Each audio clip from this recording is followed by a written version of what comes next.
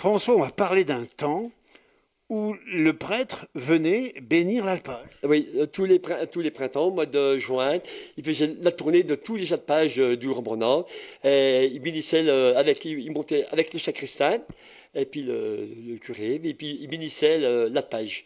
Alors ce jour-là, on savait pas quel jour il venait, la maman, elle nous préparait tout, il fallait que ce soit bien habillé, que ce soit tout propre, parce que le curé va venir pour bénir, on en était tous prêts là, on attendait ça, hein, c'était l'époque. L'objectif, on l'imagine, c'était pour qu'il y ait des bonnes récoltes. Des bonnes récoltes, puis préserver de tous les bêtes pour tout, pour les maladies, pour préserver l'alpage. Donc à l'époque, le prêtre, c'était un peu... Ah, bah, c'était c'était un sacré, hein. personnage. Ah, bah, le prêtre, c'était ça. Nous, on tuait le cochon, il y avait un morceau de cochon pour le curé, hein. Le curé, c'était curé, hein. Et puis on rappelle bien sûr, que les églises étaient remplies à Oh, l'époque bah, et à que... l'époque, là, on allait à la messe, on n'a pas la messe. Mon père demandait la tête à la messe. Ce soir, je me rappelle, il y avait encore la prière. On faisait la prière avant de manger, non, après manger, on faisait la prière. On était tous là, des fois, puis, c'est pour que là, on se mettait à genoux, et puis, des fois, on rigolait. Et puis, oh, mon père, il disait, oh, vous n'avez pas rigolé. Et après, on se mettait tous à rigoler.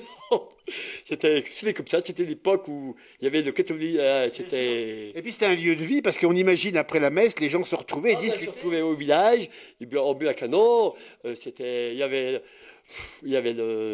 après aussi, il y avait les vêpres, bon, c'est plus, il y avait tout, il y avait les vêpres, après il y avait au printemps, il y avait, quand on blanchissait les fleurs, là, il y avait L'érogation, ça ouais, existait l'érogation. aussi, hein. Ah, l'érogation, c'était Au mois de mai. au mois de mai. On partait du village, de l'église du village. On allait, une fois qu'on travaillait du boucher, mais on n'allait pas jusqu'au boucher. On faisait 2 kilomètres. On avait des vernes, qu'on mettait ça sous les pommes de terre aussi pour la récolte. Et puis on allait à la messe et puis après on allait avec nous en procession.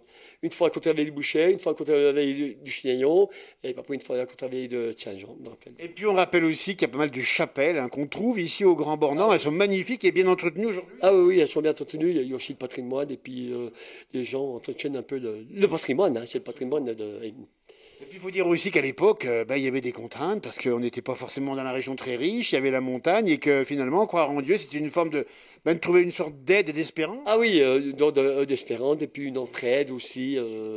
Il y avait beaucoup d'entraide, hein. Si un voisin, je me rappelle quand on faisait des foins, si le voisin n'avait pas fini de faner, on allait d'un coup de main au voisin. Il y avait une entraide, hein, que malheureusement, bon, ça s'est peut-être pas tout perdu, mais ça s'est perdu un petit peu. On sent, c'est mieux chacun pour soi. Puis bon. Les temps ont changé, Ah comme oui, on les dit. temps ont très changé, hein, les gens ont changé, hein. Un grand merci François pour ce témoignage unique ici de la vie d'hier au Grand Bornand, Haute-Savoie. Merci beaucoup. Eh ben, merci à vous, hein, c'est moi qui Merci. vous remercie.